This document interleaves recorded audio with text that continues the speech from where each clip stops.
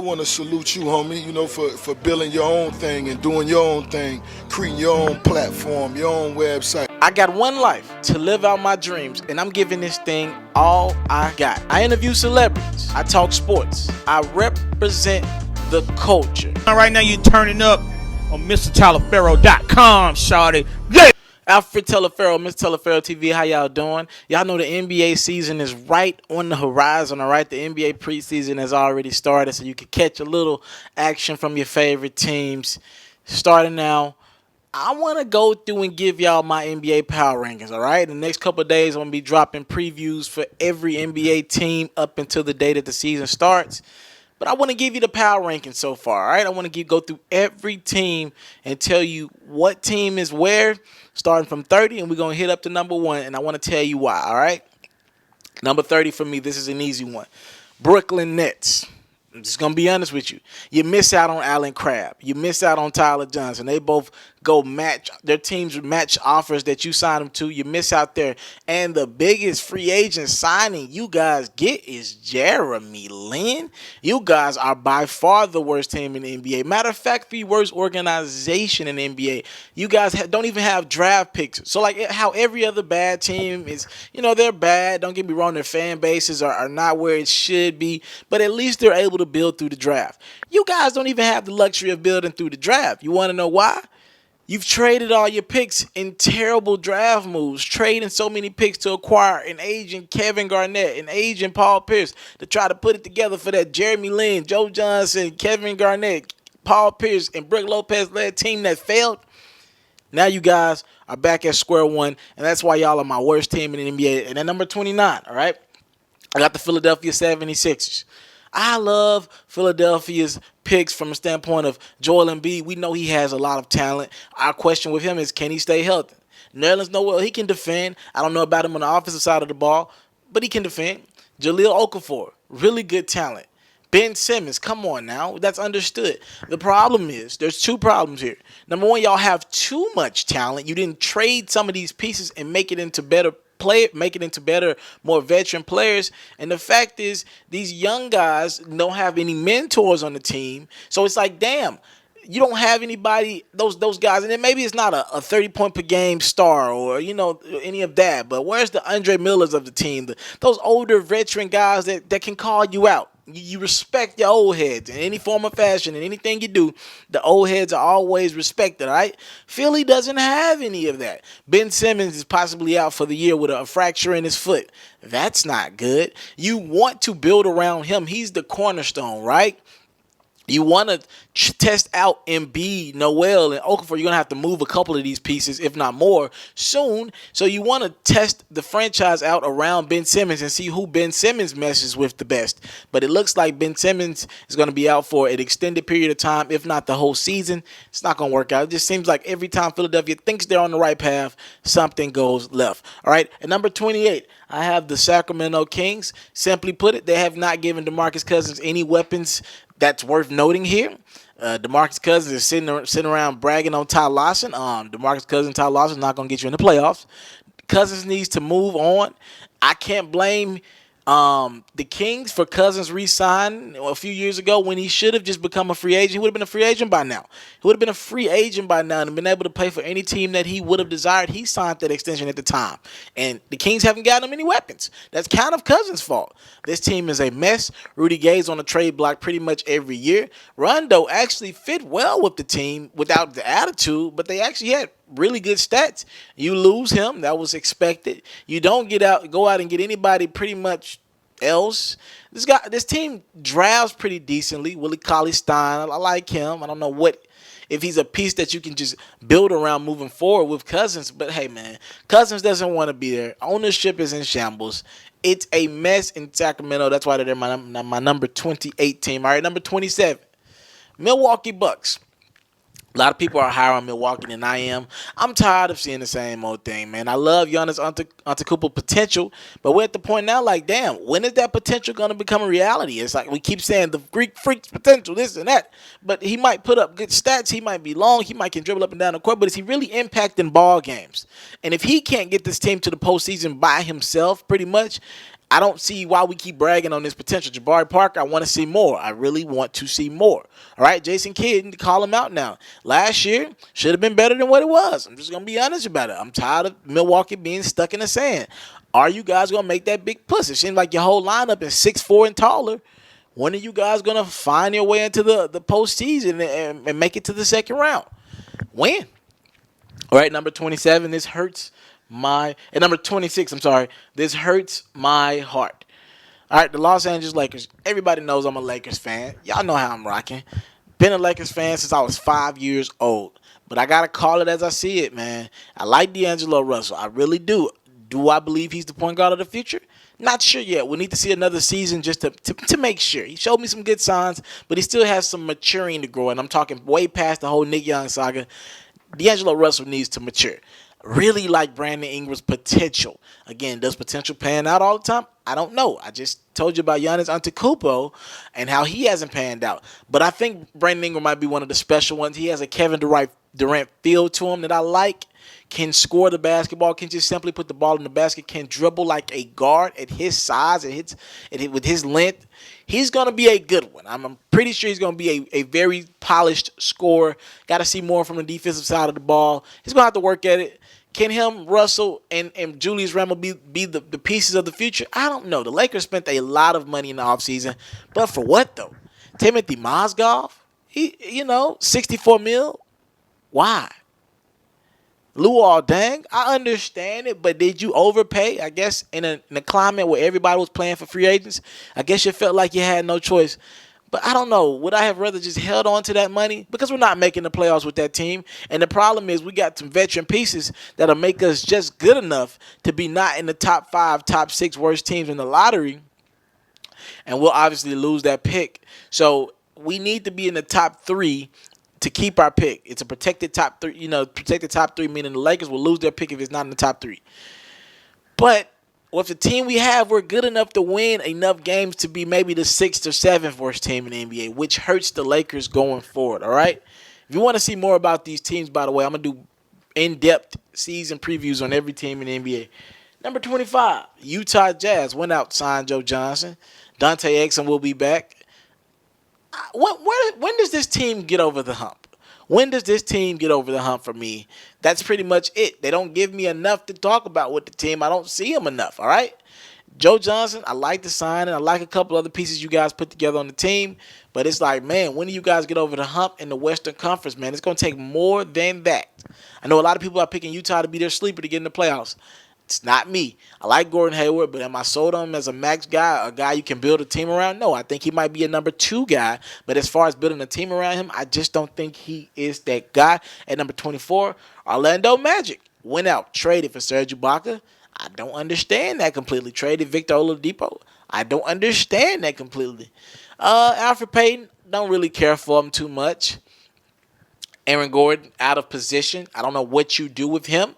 All right, we're getting into that time for Orlando where you're post Dwight, you post, pretty much all the resemblance of that Orlando area that got to the finals. And it's like, now, what do you guys do? What is your team's identity? Because I think this team lacks an identity. I like Vujicic. I like him. I like his rebounding. I like what he brings to the table. But it's going to take more than that. It's going to take more than that. You're going to need more pieces to the puzzle. You're going to need a superstar talent at some point to get back in the running of just even making the playoffs in the Eastern Conference. The Eastern Conference is getting so competitive now. It's going to take more than what these guys currently possess. And I don't think Serge Ibaka is the guy to get you guys over the hump. All right, at 23, we have the Washington Wizards. Going backwards to me. Bradley Beal cannot stay healthy. John Wall, I love him as a player. Mentality is starting to seem a little lax. I didn't see that hunger, that desire in him last season after the first 20, 25 games. I love me some John Wall. I think he's definitely a top 8, top 9 point guard in the league. But I mean, when does this team move on? All right, like the Gortat era. I mean, when do you move on past this era, and when do you go out and find an adequate big man? You guys need a superstar big man, and what's taking so long for the Washington Wizards to acquire one of these big talents? I said it in the summer when the Washington Wizards struck out on Kevin Durant. They didn't have a backup plan. They did not go out and take advantage of some of these marquee free agents that were on the market. There were plenty of guys that they could have tried to go after that would have helped the team. For example, Joakim Noah. These are guys that were available that could have helped your team. Washington needs, I believe, a big man that not necessarily has the best talent, but goes after it every possession. That's why I said Joakim Noah would have fit well in that system. I really believe that. All right? Keep it rolling. New Orleans Pelicans. What do you want me to say? Anthony Davis signed that extension last year. You want him to commit. Now, where's the organization committing to him? Why are you guys not going out and getting this guy the talent that he deserves? I love me some Buddy Hield, but it's going to take Buddy Hield a year or two to get acclimated to the NBA. Go get this guy some talent. Go get. I'm going to say this one more time. Go get Anthony Davis something to play with. Tyreke Evans has always been injured. Drew Holiday seems like he's always been injured. Love Ryan Anderson, but guess what? He's gone. I mean, just what's it going to take for you guys to get Anthony Davis some adequate talent? It baffles me. It baffles me that we're at this point where this guy doesn't have an adequate 1-2 punch. Anthony Davis is not getting any younger, guys. We kept saying he's the next superstar of the future. Well, if he doesn't have anybody to play with, all that superstar of the future talk is just superstar of the future talk. Okay. Next up on my list at number 21, I got the Phoenix Suns. I like Devin Booker. I really do. Do I believe he's a shooting guard of the future? Yes, I do. I think he can score. I like his game. I think it took him he might have left Kentucky a year or two early. We get why he left, because it's Kentucky. And if you don't get out in a year, you can get replaced by somebody better coming in from high school. We get what John Calipari does there. So Devin Booker, I like him. He's developing into a really good player. Eric Bledsoe, I like him. I borderline love him. I would love to see him in a different system. I think you're going to have to trade either him or Brandon Knight. I would opt to trade Brandon Knight. But it just, to me, you have two guys that one of them has to be the point and the other one has to be traded. These are not shooting guards, all right? They're too small to play the shooting guard in today's climate. I think you're going to have to go out and make a move for one of these guys and trade them if you want to think about the future. All right? And number 20, the Miami Heat. Now, let me make this clear. This was a top 5, top 8 team for me at first, but we hear about the Chris Bosh news. It seems as if though he's done playing in Miami, no physician is going to clear him.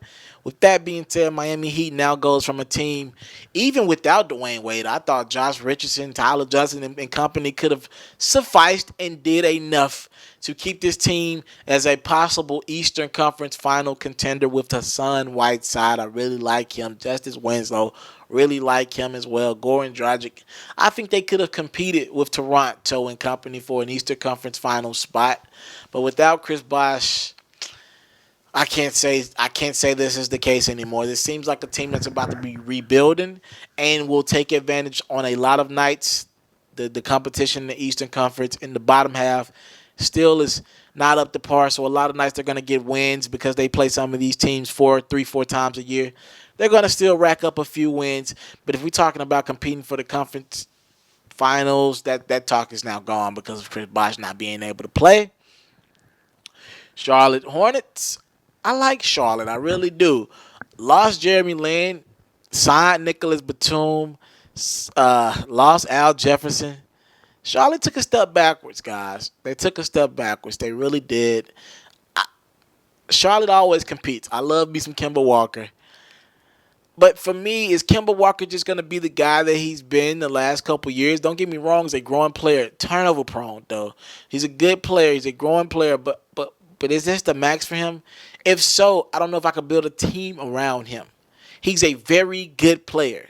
Not a superstar. Not borderline superstar. You know what I'm saying? On a given night, he still gets touched by Damian Lillard of the. You know what I'm saying? So where do we go for here? I guess is what I'm asking you. Paid Marvin Williams a lot of. I don't know. I don't know about a couple of the moves that they've made, picking certain pieces over others. I really like Al Jefferson, and I thought Jeremy Lin fit well in that system.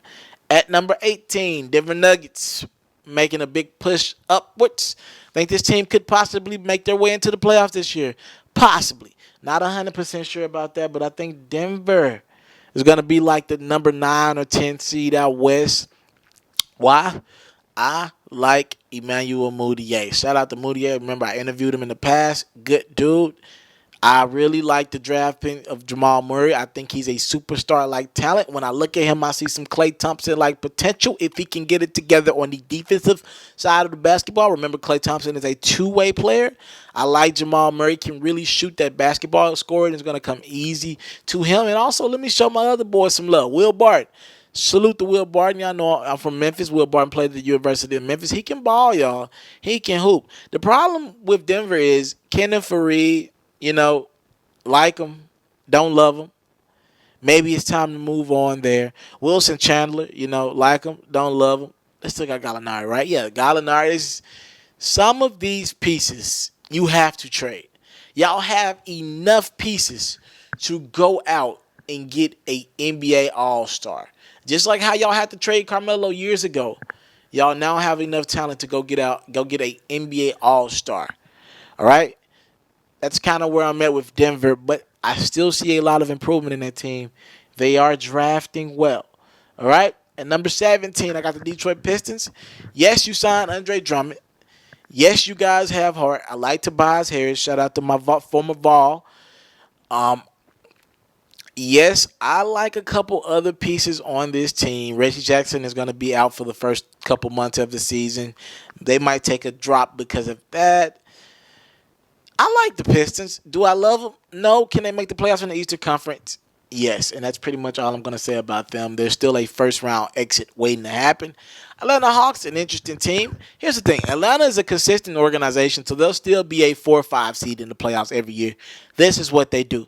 But they are no longer competing for championships. Al Horford leaving pretty much ended that. You traded out Al Horford for Dwight Howard. I just think at this point in their careers, Al Horford does a couple more things on the court than Dwight Howard. Dwight Howard and Paul Millsap, it just doesn't mesh to me. You pay Ken Bazemore max money. You lost Jeff Teague. I actually had Atlanta as one of my losers of the offseason because of some of their moves. All right. Number 15, Dallas Mavericks. Listen, things could have really went south for Dallas, but able to keep, of course, Wesley Matthews is still there. Able to still, go out and get Harrison Barnes. Go out and get Andre Bogut to capitalize off Golden State signing Kevin Durant. You still have Dirk, possibly Dirk's last season, maybe 1 or 2 more years out of him. You put together an adequate team. Does it make the playoffs? I don't think so. They're my number 9 seed out west. If the playoffs were to start today, I don't think this thing can rebuild properly until Dirk Nowitzki leaves the organization. I hate to say it like that, but it is the reality of the situation. Got to move on from Dirk, find a new staff, but I do still love Rick Carlisle as a coach. At number 14, the hometown kid returned. All right, Dwayne Wade, Chicago Bulls. Do I love this team? No, they lack perimeter shooting. I don't like this move getting rid of Noah. I really don't. I understand you had to do it, though. Time to move on. Rondo, Wade, and Butler. All right. When I look at Butler, I see a good offensive scorer, a great defender. He's gonna have his hands full though, trying to figure out how to mess with Rondo and D Wade. Look, my question for this team is: people are just gonna play off of them and let them shoot these jumpers. Between these 3 guys, can we get one consistent shooter? I think at this point in their careers, I don't think Dwayne Wade's going to become a consistent three-point shooter, and I don't think Rajon Rondo's going to become a consistent mid-range or three-point shooter. So it's on Jimmy Butler to figure out this jumper.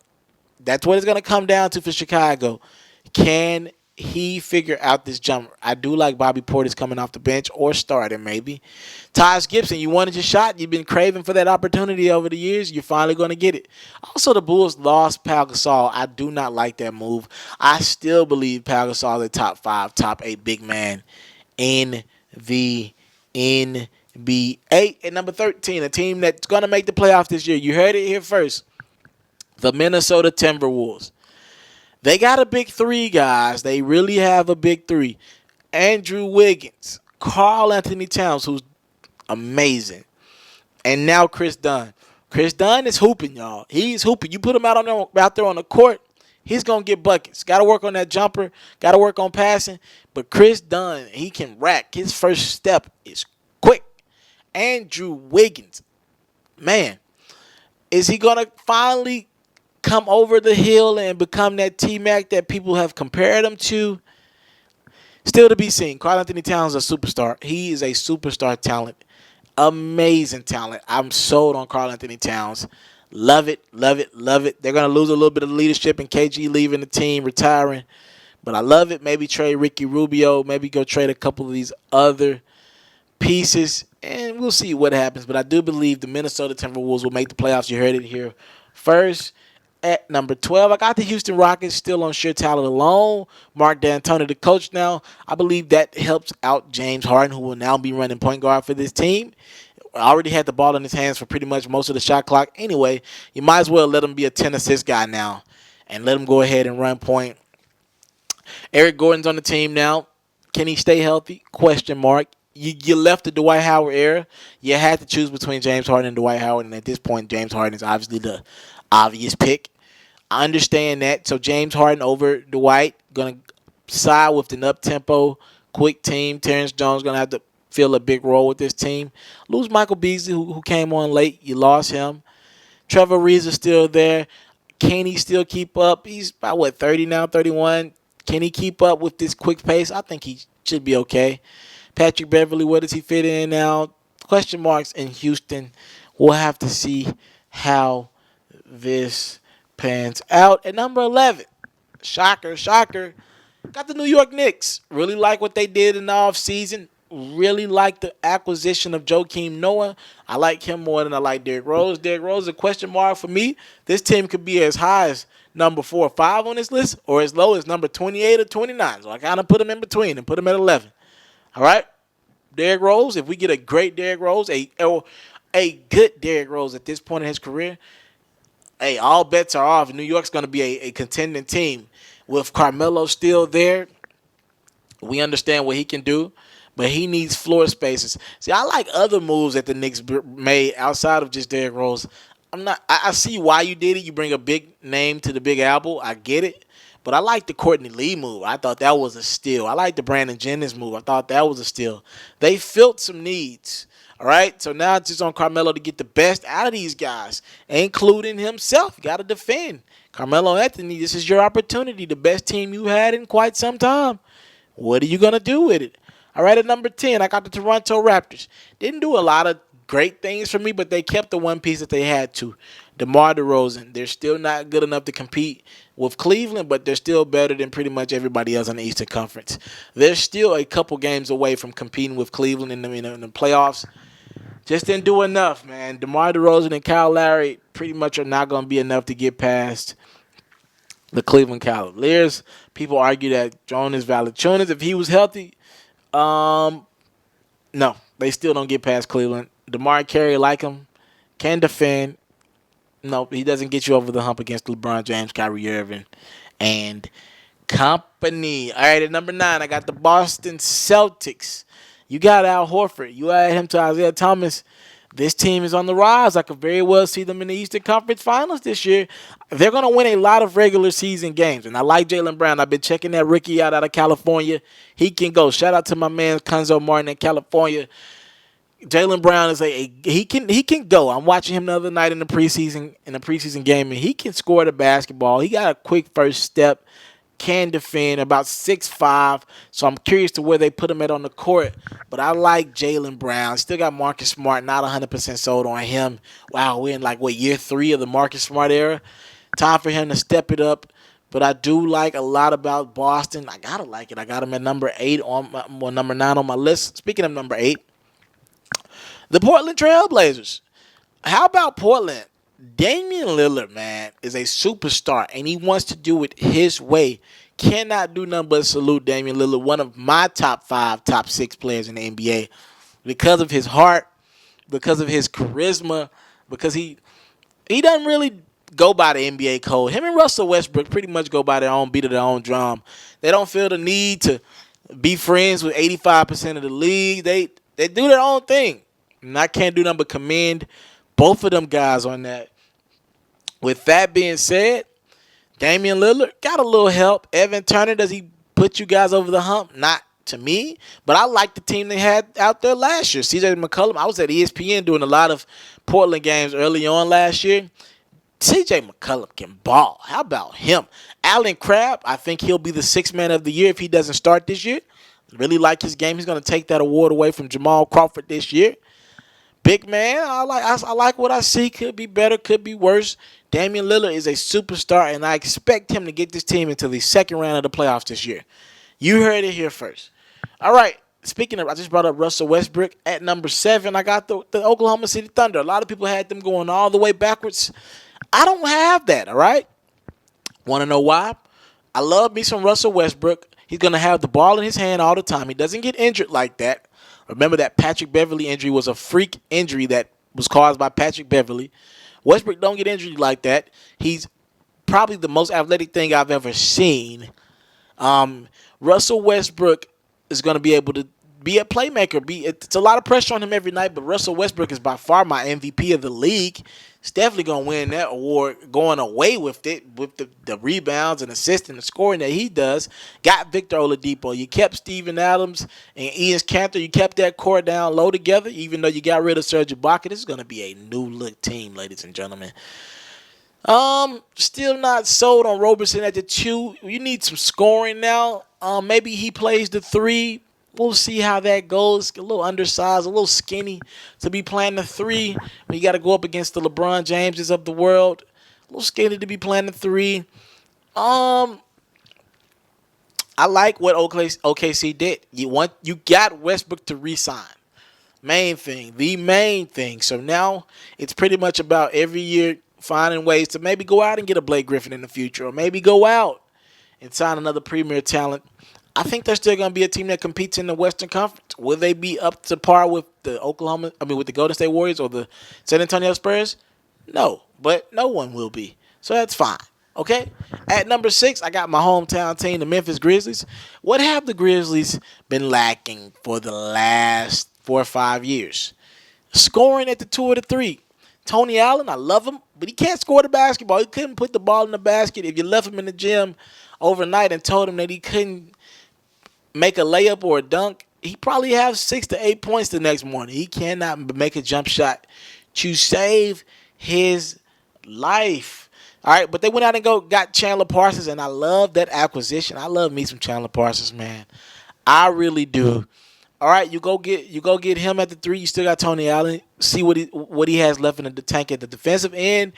You still have Mike Conley. You better have Mike Conley. You paid him all that damn money this offseason. Highest paid player in the league this year. Marcus Gasol be coming back from injury. You know he's going to have something to prove. JaMychal Green will be starting for Zach Randolph. Zebo will be coming off the bench. I got to see how that works out. I still love me some Zebo. Understand the move. Got to space the court a little bit.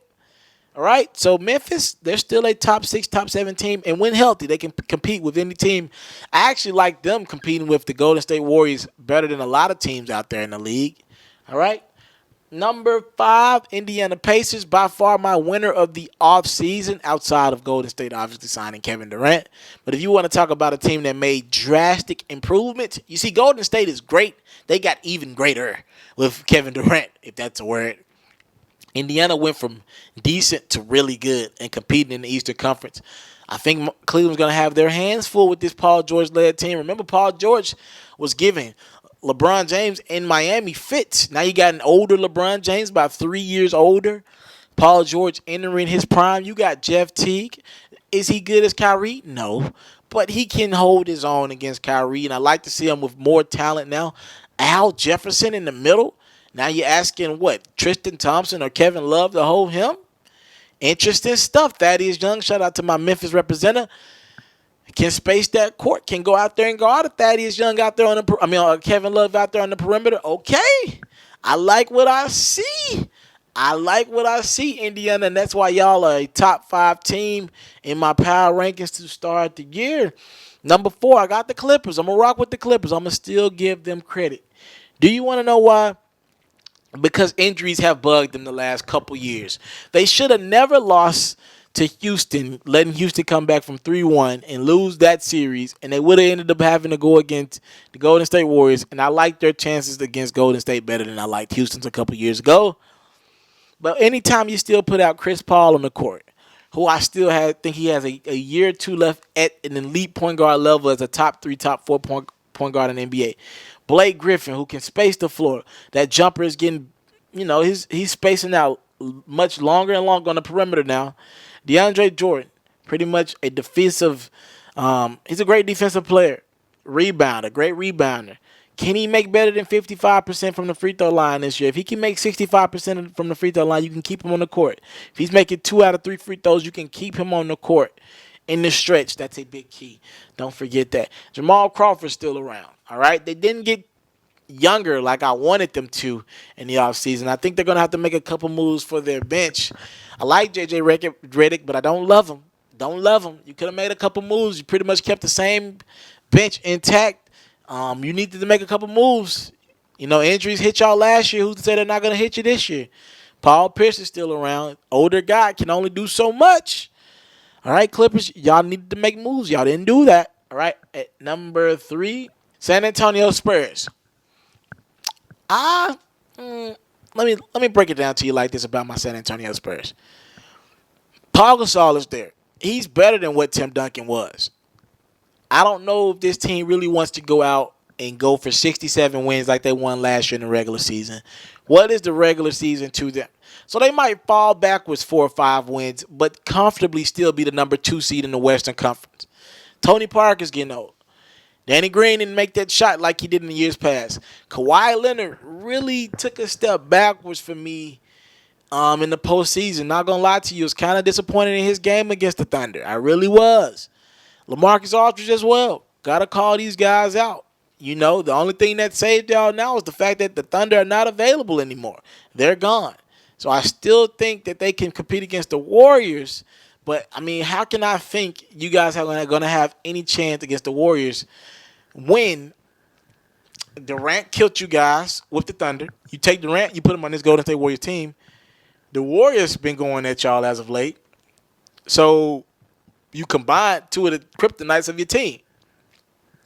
Interesting stuff. Kawhi Leonard's got to become that superstar. Got to be a more vocal leader. That's what he has to do this year. But I do like Pau Gasol. Love Pau Gasol. Think he's top 5, one of the best moves of the offseason. So they're still going to be right there. We'll get back to the Western Conference Finals, I believe, this year. Number 2, defending NBA champions. Rarely do I put the defending NBA champions at 2 and not 1. But I'm going to be honest with you, man. Golden State's so good, I have to put Cleveland at number 2. Cleveland's not going to win as many regular season games as people are used to them winning. LeBron James, every year he's going to have to preserve himself more and more just for the postseason. We understand at this point it's not about regular season awards, accolades. It's all about the rings for LeBron James. That's the only thing that matters to him at this point in his career. I do like Kay Fielder and I do like Jordan McRae. Got to sign J.R. Smith. Got to sign J.R. Smith. I think the deal gets done. I think they're about $1 million or $2 million off right now. You got to sign J.R. Smith. Keep that nucleus intact. And then, for me personally, you have to reconsider Kevin Love. And I'm saying move him. And I know it's going to be tough to move a guy that just won a championship. But, keeping him, Tristan Thompson. I don't know how you guys are going to be able to compete with Golden State if you guys are thinking NBA Finals. I just don't know because Kevin Durant's going to be the 4, and they can have Draymond Green on the perimeter. There's nowhere to put Tristan Thompson or Kevin Love now. You got to have the foot speed to keep up with one of these guys. So if Cleveland is making their team around the Golden State Warriors, which is what I think they're going to have to do, because Golden State can accommodate going bigger better than Cleveland can accommodate going small with Golden State. If that makes any sense at all, that's what I believe. So I believe Cleveland's going to have problems when it comes to Golden State this year. But you still got LeBron James. I believe this is the year that Kyrie Irving takes over the team, kind of, passes the torch from LeBron and Kyrie. Kyrie is a superstar, man. A superstar. He proved me wrong last year. You still got LeBron. You still got Kyrie Irving. You're going to compete for championships. They signed J.R. Smith. When they sign J.R. Smith again, you're still going to have a really good regular season. But they're going to hold it back a little bit for the postseason. And the number one team on my power rankings, wow, we got the 30 teams. The Golden State Warriors, after losing in Game 7 in the NBA Finals, how do you get 5 or 6 games better than what you were last year? You go sign the real MVP, a guy that's pretty much averaged 28 points his whole career, 40% from 3, 50% from the field, 90% from the free throw line, Kevin Durant. You go get Kevin Durant and add to that team. And some nights, it's just going to look like it's unfair. I know it was just a preseason game, but I watched them the other night beat the Clippers by 45 points. The team is too hyped, so much fun. What if you catch Steph Curry and Kevin Durant on an off night? They're both off. You mean to tell me you think Klay Thompson's going to be off too? And take it a step further. Draymond Green, he's not scared to shoot that 3 ball. Is he going to make it all the time? No. But he is going to get his shots up, and he makes a decent amount of threes. What do you lack off? I'm watching Steph Curry and Kevin Durant in the pick and roll. What do? Usually you go double Steph Curry, and you force Draymond Green to shoot that 3, or you force Bogut to get to the rim. Well, now you got to stay on Kevin Durant. So Steph, off those pick and rolls, can either get to the rack or pull back and pop that 3, or pass it over to Klay Thompson if you have to rotate, who's going to be open for, oh, Lord, have mercy. I'm not finna get into this. Y'all understand how easy the game of basketball is going to be for the Golden State Warriors. One part of me is telling me, no, these guys aren't going to win 73 games, beat their record from last year. But the other part of me is telling me, shit, they might. They just might. I don't understand how teams are going to beat this team. It's going to take more than just your best effort. It's going to take your greatest effort and Golden State's worst effort to even compete with this team. They're that talented. Durant fits well. I've seen a couple spots where I'm like, dang, Durant's looking around like, man, usually I get the ball more than this. But they did it in the preseason. They're doing a good job of getting the ball to him in the post. Man, this Warriors team looks scary, man. They really look scary. And that's my NBA power rankings. Remember, I'm going to do bigger, longer power rankings for every team. I'm going to do breakdowns for every team. Soon, be on the lookout for that. But that's my 30-team NBA power ranking for every team in the association. I'm excited for basketball season. Are you? Thank y'all for rocking with Mr. Taliaferro TV. Social media accounts, subscribe to them. Subscribe to my channel. Support me. I'm just hustling right now, y'all. And I just gave y'all 30 teams in, about 30, 35 minutes? I don't know what the time is. But I tried to give y'all the breakdown of the NBA season as best I can. Alfred Taliaferro, Mr. Taliaferro TV. Salute. I'm out. Hey, first and foremost, I want to thank you for watching this video. I hope you enjoyed this video, and I would love if you watch other videos while you're on my YouTube channel. Now, while you're here, people ask me all the time, how can you support Mr. Taliaferro? Well, if you want to support me in my future endeavors, the first thing I want you to do is subscribe to my channel. If you subscribe to my channel, you get all my content first. Your subscribe goes a long way. I get to understand my demographics, understand who supported me, who got something out this video. So first things first, a subscribe will go a long ways. Next, if you really rock with me, donate $1 to my GoFundMe. I have a GoFundMe link in the description. If you really want to support me, just $1. Showing me $1 and some good wishes will go a long way. If you want to support me and you want to help me with my travels, I got a lot of things coming up, but I got to get them travel fees there. I got to find a way to get there. So that can help me financially if you really want to go there. Also, a word of encouragement. Thank you. Whatever it is, talk to me in my comment box below. Comment on this video, like, subscribe, do whatever you got to do this video. I got to thank you for your time. I don't take it for granted. My name is Mr. Taliaferro. Now, if you subscribe, help, donate, do whatever, you can see more videos like this, more new exclusive content. I got a lot on the way. Trust me. Thank you. It's MrTaliaferro.com.